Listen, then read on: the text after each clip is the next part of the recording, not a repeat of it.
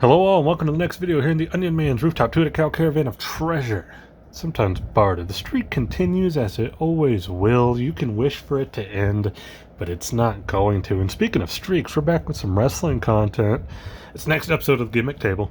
Yeah, so, sorry, I just kind of went off on the thing there. We're here for the Gimmick Table for the month of July. This is the July 2023 Gimmick Table, or Pro Wrestling Crate, I should say, not the Gimmick Table. Well, it is the Gimmick Table, but you get my point. Pro Wrestling Crate by Pro Wrestling Tees for July 2023. Yeah, should be pretty fun. I believe this is supposed to be the NWO Crate. For the first time in a while, I kind of have an idea of what's in here. Because it had been hyped up and I kept getting emails about the NWO Crate selling out. I don't know if it ever actually sold out, but I know there at one point there was like less than 100 boxes left, so it was close to selling out, etc., etc. My monthly subscription automatically renews, so I don't have that issue of ever hoping it sells out on me. Last month's crate was pretty good. I think it was a couple of months ago we had a bit of a stinker crate, or a few months ago. But since then, I think it's picked back up. It was just a weird crate. That crate had like a weird Taz Tampa Bay creamsicle shirt with the pirate logo, but it was Taz's face. Don't get me wrong, I'm all for iconic throwback NFL logos, and I do like the orange creamsicle look, but not with Taz. You took like one of the worst NFL teams of all time and put it against one of the most dominating ECW wrestlers, and it just feels weird. I can't remember what else we got in that one, but that was like one of the worst crates ever. Let's just be real. Then after that, it was like a really good one with the LOD shirt and some other stuff, and we've been on a bit of a roll, so hopefully this NWO one is pretty good. Pretty sure that's what this is, right? It's the NWO black and white box or whatever. It'd be cool if they actually had the black and white box for Pro Wrestling Tees. I know they do a black and white box for one of the other tiers, but that's not what this is, so I'm going to try to go through this a little quick, and let's go.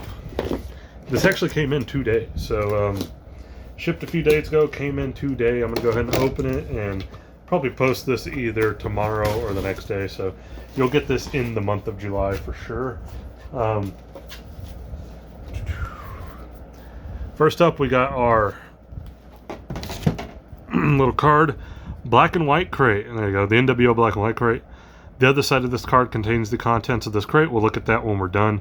Next month, we'll feature Bryan Danielson, Sting, Jay White, Loose Cannon Brian Pillman, so specifically Loose Cannon Brian Pillman, Skinner, oh my god, Brody King, and Butterbean. That's such a weird lineup. Bryan Danielson, cool for what it is. Sting, okay, I'm cool with Sting.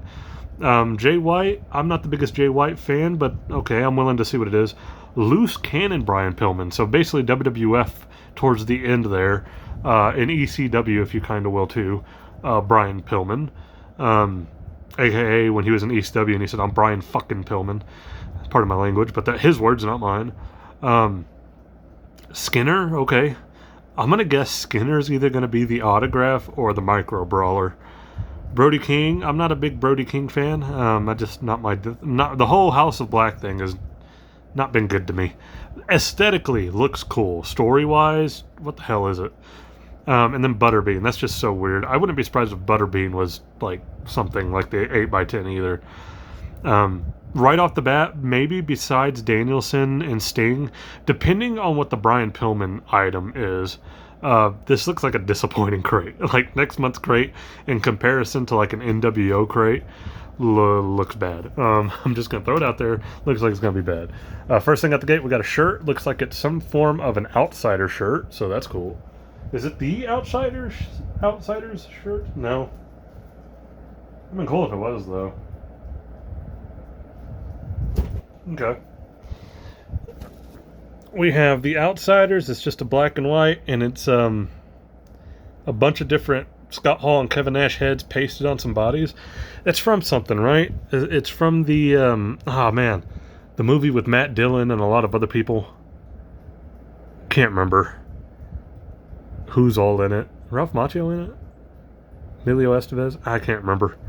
I remember Matt Dillon being in it. But kind of a cool shirt. It's a bit of a throwback to the original Outsider shirt, but it's like multiple versions of Hall and Nash superimposed on other people's bodies. Kind of cool. I'll probably keep it just because I don't really have an Outsider shirt. and I am a fan of the Outsiders. I actually, maybe an unpopular opinion, I like the Outsiders more than I actually like the NWO itself. I think Hall and Nash were fantastic together. Hogan actually always kind of felt like the outlier of the group, like he didn't really fit, like he was trying too hard. Looks like we got a 6-ball sticker for 6-Pac, Sean Waltman. Okay. I get it, because that was like what he wore. He had like a t-shirt that had a green 6-ball on it from Pool. We got another shirt. What do we got? Oh, looks like we got a Macho Man shirt. I'm always down for a Macho Man shirt. We got a Macho Man Madness shirt, NWO Macho Man shirt. I like it for the most part. I do like this. Honestly, I kind of would have preferred a Wolfpack Macho Man shirt, but hey, it is what it is. A lot of people kind of sleep on this version of Macho Man. I'm not saying he was at his like physical peak during this time, but his feud with DDP around like the late 90s when he was still kind of in the NWO and then kind of doing his own thing is really good. Go back and watch it. They have some fantastic matches. But I like it. I'm going to keep that one. I don't have a lot of Macho Man shirts, even though I'm a huge Macho Man fan. I have a lot of Macho Man action figures. So there you go. Looks like we got a pin. We got an Eric Bischoff pin. I don't know. I mean, I get that's supposed to be Eric Bischoff, but he's got like a weird pig nose. I like it. I'll keep it. I've been keeping a lot of the pins, especially if it's somebody I kind of like. So there we go. Who do we got? We have Scott Hall in the denim outfit. So this is the debut, the WCW debut Scott Hall. You know who I am, but you don't know why I'm here. Great segment. I like it. We're definitely keeping the micro brawler. So far, so good. I'm guessing this is the flag with a big ass Made in China sticker on it. Oh yeah, I think we were kind of told there was going to be a big NWO flag in this. I think that was one of the few things that kind of slipped out of this crate, like got spoiled, was this big NWO flag. So I'm not going to take it out, but it's a big NWO flag of like the logo, I think. Looks like we have a Headlock Comics presents Big Papa Pump Pinup Gallery. Okay. Kingston Hills, Napalm, Baskel. Okay, whatever. It's weird. It's like TNA Scott Steiner with the tattoo on his stomach and chest, but he's wearing like his WCW shorts. There's him with the face protector when he was beating people up with a pipe in WCW. So it goes all the way to like the Hall of Fame and the Main Event Mafia. So it's like a little pin-up history book on Scott Steiner. That's kind of cool for what it is. I'm not gonna lie, I was kind of hoping Scott Steiner would actually be the 8x10, the autograph. Who knows, maybe it still is, huh? And that's the last thing in the box, too. We have the 8x10. That it? Yeah, that's all that's in the box. I'm interested to figure out who it is. We haven't seen anything of Hogan.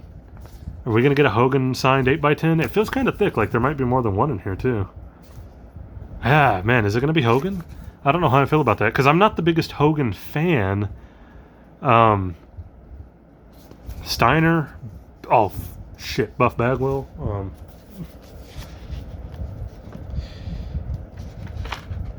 Oh, it is, okay. I was right. One of my guesses was right. It's Buff Bagwell. Buff the Stuff Bagwell. I'm Buff, I'm the Stuff, and the girls just can't get enough. Cool for what it is. I'm not a big Buff Bagwell fan. I think Buff's reputation is kind of... it's hard for me to say it speaks for itself, because there's a lot of people who don't like Buff, and there's a lot of people that do like Buff Bagwell. So it kind of goes back and forth. All the power to him for getting sober and working out with DDP and Jake the Snake to get sober and stay sober. I'm all for that, so big thumbs up to him for that. As an actual wrestler, as a character, I think he's great. I think he played his character well and really put a lot into it and a lot of thought and character work, and he's very charismatic. As an actual wrestler, I don't know if I would say I'm the biggest fan, but it's kind of cool to have, especially with his little kind of mini resurgence that he's had. So, yeah. Fun fact, just a couple of days ago, there was an article saying that he got arrested again for driving under the influence. Although, according to him, that wasn't the case. He came out and said that he is still sober and that it was because he had a prior warrant for not disclosing his location when he went out of state or something, and that's why he got arrested. So who knows what to believe there. I hope he's still sober. I love to see wrestling comeback stories and all the positivity behind them. So I'm hoping Buff is still on the straight and narrow, and wish him all the best. Nothing against Buff the man. Nothing against Marcus Bagwell the man, for sure. And I'll keep the 8x10. I think it's kind of cool. I'm shocked we did not get a Hogan thing. With it being the NWO, we're kind of missing the central figure of the NWO. I don't know if maybe the flag is something Hogan related. I just don't know. I guess I could open the flag and see, huh?